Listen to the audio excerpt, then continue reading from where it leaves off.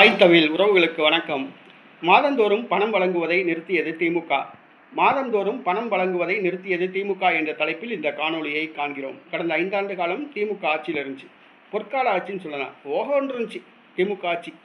எங்கே பார்த்தாலும் கொலை, கொள்ளை, கற்பழிப்பு, வன்முறை செயல்கள், சட்டவிரோத செயல்கள். இதுதான் கஞ்சா வியாபாரம், கள்ளச்சாராய வியாபாரம். கள்ளக்குறிச்சியில் பார்த்திங்கன்னா ஒரு 65 பேர் செத்தாங்க. தெரு சாராய கடையை திறந்து விட்டது இந்த திமுக அரசு.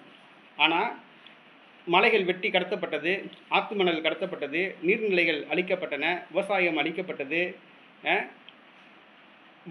வட இந்திய இளைஞர்கள் பூரா இங்கே குடியேற ஏற்பாடு பண்ணாங்க.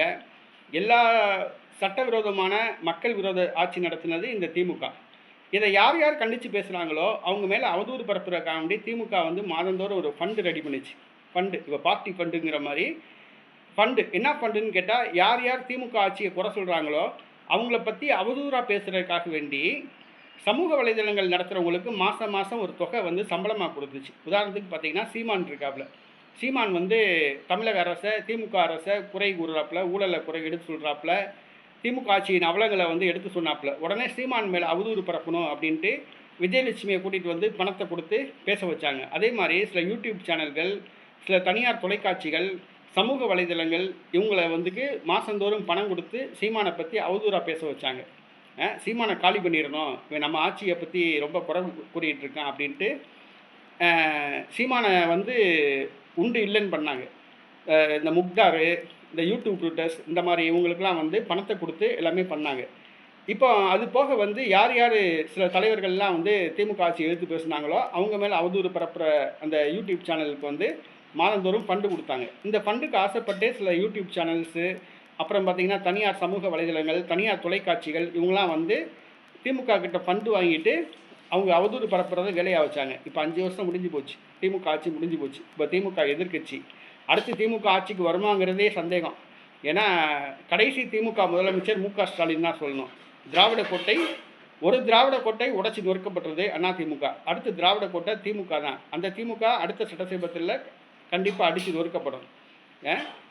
அந்த திமுக இனிமேல் யூடியூப் சேனல்ஸ், இந்த சமூக வலைதளங்கள், தனியார் தொலைக்காட்சிகளுக்கு பணம் கொடுத்துட்ருக்கிறத நிப்பாட்டிட்டாங்க. என்னென்னு கேட்டிங்கன்னா, இப்போ ஆளுங்கட்சி கிடையாது, எதிர்கட்சி. பணம் வரவு கம்மியாயிடுச்சு. இப்போ கொள்ளையடிக்க முடியாது. அதனால் இந்த யூடியூப் சேனல்ஸு, சமூக வலைதளங்கள், தனியார் தொலைக்காட்சி யார் யார் திமுகவை பற்றி அவதூறாக பேசுகிறாங்களோ அவங்களுக்கு பணம் கொடுத்துட்டு இருந்தாங்கல்ல, அந்த பணத்தை இப்போ நிப்பாட்டிட்டாங்க. இது மாதந்தோறும் திமுக கிட்ட பணம் வாங்கிட்டு அவதூறு பரப்புன தனியார் தனியார் தொலைக்காட்சிகள், தனியார் சமூக வலைதளங்கள் இதுக்கு ரொம்ப கஷ்டமாக இருக்குது. இனிமேல் அவங்க தமிழக வெற்றி கழகத்துக்கு ஆதரவாக பேச போகிறாங்களாங்கிறது தெரியல. ஏன்னா தாவேக்காட்ட காசு வாங்கிட்டு இனிமேல் தாவேக்கா ஆட்சியை யார் யார் எதிர்த்து பேசுகிறாங்களோ அவங்கள கூட இனிமேல் அவதூறாக பேசுகிறது, அவதூறு பரப்புறது, இந்த மாதிரி வேலையில் ஈடுபடுவாங்க.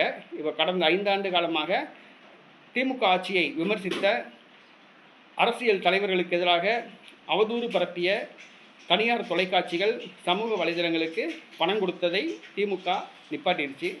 இப்போ அவங்க என்ன செய்ய போகிறாங்கன்னு தெரியல. பொறுத்திருந்து பார்ப்போம்.